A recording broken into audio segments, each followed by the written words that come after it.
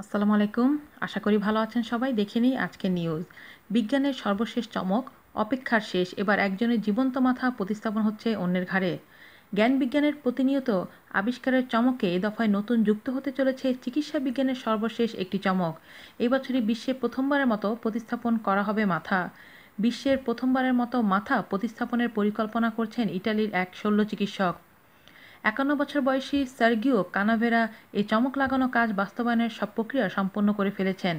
এখন সময়ের অপেক্ষা মাত্র। এই চমক দিতে আর দেরি করতে চান না ৫১ বছর বয়সী ইতালির এক শল্য চিকিৎসক। তার নাম সার্গিও কানাভেরা। সবচেয়ে বড় চমক হলো চিকিৎসা বিজ্ঞানের এই যুগান্তকারী পদক্ষেপে নিজের মাথাটাই উৎসর্গ করার ঘোষণা দিয়েছেন ৩১ বছর বয়সী রাশিয়ান নাগরিক ভ্যালেরি স্পিরিদোনভো। প্রস্তাবিত ওই অস্ত্রোপচারে স্পিরিদোনোভের শরীর থেকে মাথা কার্যত বিচ্ছিন্ন করা হবে।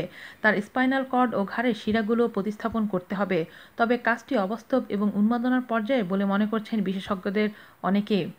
যুক্তরাষ্ট্রের স্নায়ু শল্যবিদদের সংগঠন আমেরিকান অ্যাসোসিয়েশন ফর নিউরোলজিক্যাল সার্জনের প্রধান হান্ট বার্জার বলেন, তিনি চান না কেউ এরকম ভয়ঙ্কর শল্যচিকিৎসার মধ্য দিয়ে যান।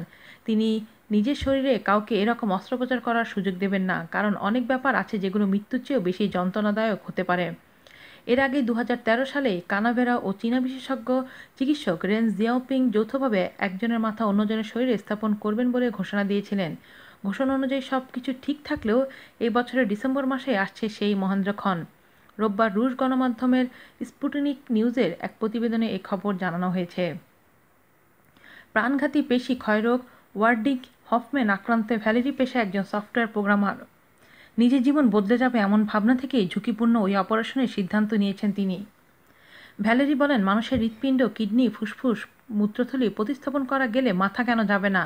আমি মনে করি এই ধরনের অপারেশন আমার জন্য একটি নতুন জীবন নিয়ে আসতে পারে। আজ এ পর্যন্তই। ভালো থাকবেন। আল্লাহ হাফেজ।